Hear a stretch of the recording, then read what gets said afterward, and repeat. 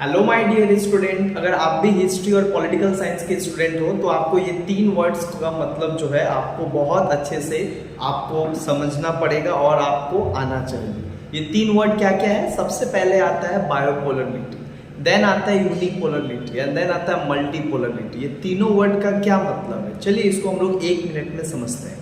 सबसे पहले बात आता है बायोपोलरिटी, जिसको हिंदी में द्विध्रुवीय राजनीति कहा जाता है। ये जो बायोपोलरिटी होता है ये बेसिकली एक तरीके का इंटरनेशनल सिस्टम है, जिस इंटरनेशनल सिस्टम में बाय मतलब दो, बाई साइकिल बोलते हैं, बाईपोलर, बाईपोलर मतलब टू पोल, मतलब the whole international system was controlled by the two group and that two groups of power is called the bipolar world. मतलब जब क्या होता है, पूरे अंतरराष्ट्रीय राजनीति को जो है दो देशों के द्वारा क्या होता है, कंट्रोल किया जाता है। दो ही सुपर पावर होता है देश में और पूरे दुनिया में, तो उस तरीके के पॉलिटिकल सिस्टम और इंटरनेशनल सिस्टम को हम लोग बायोपोलरिटी कहते हैं। अच्छा, इसका बायोपोलरिटी का युग कब से कब तक चला है?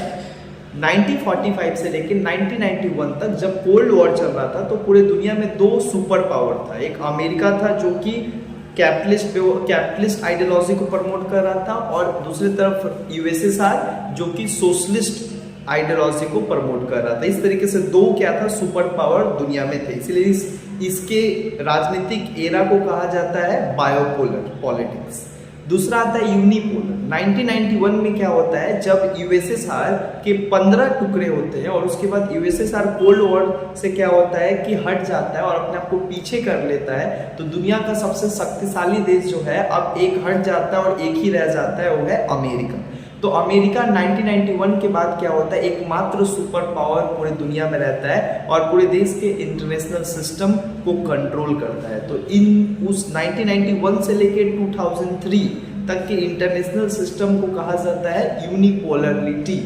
उसके बाद क्या होता है कि जब चाइना एक बार फिर रसिया जो है यूक्रेन पे और क्रीमिया पे कब्जा कर लेता है, और जो है दुनिया के बहुत सारे ऐसा देश, चाइना, रसिया, ब्राजील, जापान, जर्मनी, इंडिया, ये सारे देश जो है बेसिकली पूरे इंटरनेशनल सिस्टम में अपने डिप्लोमेसी, अपने इकोनॉमिक और अपने डेमोक्रेटिक व्यवस्था के कारण जो है दुनिया में एक अपना पोजीशन रखते हैं, और इस दुनिया में कोई सुपर पावर नहीं है। मतलब ये पूरा इंटरनेशनल सिस्टम एक देश के द्वारा कंट्रोल नहीं होता, बल्कि बहुत सारे देश का जो इसमें भागीदारी है।